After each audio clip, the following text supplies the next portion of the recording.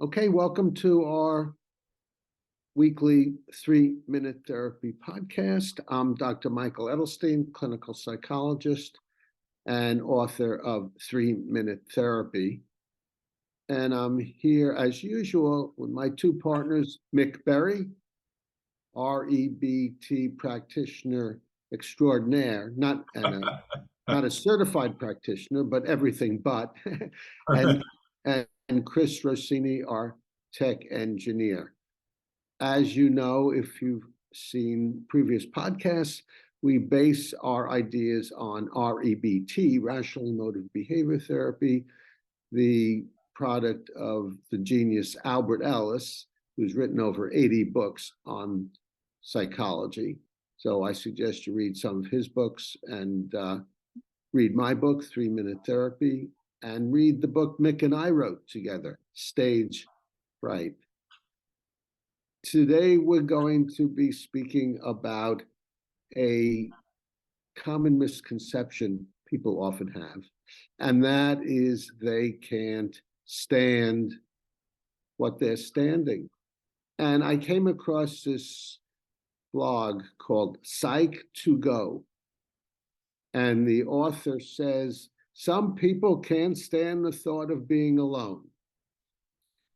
And that's a big mistake, because if you're standing it, if you're saying you can't stand it, obviously you're standing it, you're surviving, it didn't kill you yet. So what I think people mean is, I can't stand it as well as I would like. I feel uncomfortable. I must not feel uncomfortable. This is awful, terrible, or horrible.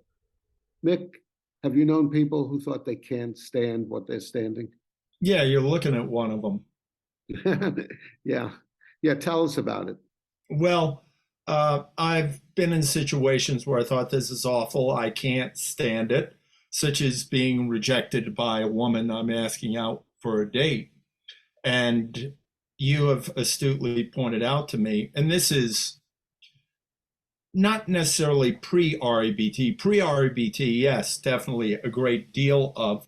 Post-REBT, or once I started practicing REBT, I would still have this and then talk myself out of it.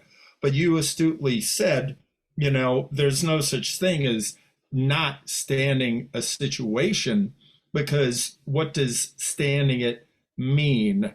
And I would generally look upon standing it as, it's unbearable. There's no way I can deal with this. It's horrible. It's awful. And I would think that, well, okay, my life would become unmanageable, to use an AA term. But, the thing is, if I'm believing it to the point where all I do is crawl up and whimper on a bed, I'm not doing a very good job of standing. But even under those conditions, I'm standing it. I'm just not taking care of myself under conditions which I don't like. I could go on here, but I sense that you want to mention something. I I I was well, I was going to say that I can't stand it is a derivative of the must. And the must is a demand, and it says what I prefer to be must be. And a must saying I must not feel uncomfortable leads to therefore I can't stand it. I Yeah. can't stand what I must not feel. Right. And I would say a big breakthrough I had in the idea of I can't stand it, I would have the attitude, I can stand this. I can definitely stand it. I'm going to rise to the challenge of standing it. And I would do a lot of pushing myself to stand to thinking that I could stand it, which is good, but it was a lot of effort. And then you pointed out, you're going to be standing it. Even if you feel terrible, you'll be standing it. You're not going to fall apart. You're not going to blow up. Once I realized that, then I didn't have to work so hard in order to know that I could stand a situation. It wasn't anything that I rose to doing. It was simply realizing I'm going to be standing this. I would like to stand it feeling okay. I would like to stand it undisturbed emotionally, but I will be standing it whether I feel awful or feel a-okay. I'll still be standing it either way. Yeah. And I can't stand it comes from the must, as I mentioned. I must not feel uncomfortable, and all musts, should, supposed to's, psychopathological must, shoulds, and supposed to's are fictions. There's Yeah, nothing that must be. If you were ruler of the universe, then things must be the way you want them to be. But since that's not the case, nothing must be. Mick? yeah. And just the idea of I can't stand it, I agree, is saying, I don't like this situation. I don't want to be in this situation. And then turning that desire of not wanting a situation into the demand, this situation must not be occurring. The reason we turn that desire into demand largely is because we're human, imperfect humans, and all humans have a tendency to escalate their preferences into demands, musts, and shoulds. Mick, did you have a last thing you wanted to mention about this? Oh, we're wrapping it up already? Yeah, Okay. we're wrapping it up already. Uh, just that remembering that we are humans and we are fallible.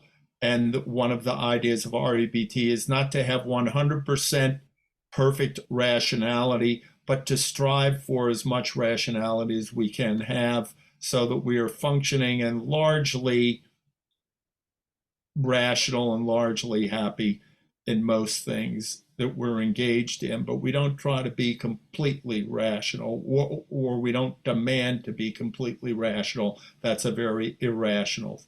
Uh, that's a very irrational pursuit. Yes, Albert Ellis, who I mentioned is the founder of this approach, rational emotive behavior therapy, once said, the most irrational idea you could have is I must be rational. So, and if you think about humans and you look around and see how humans act, you'll see how true that is.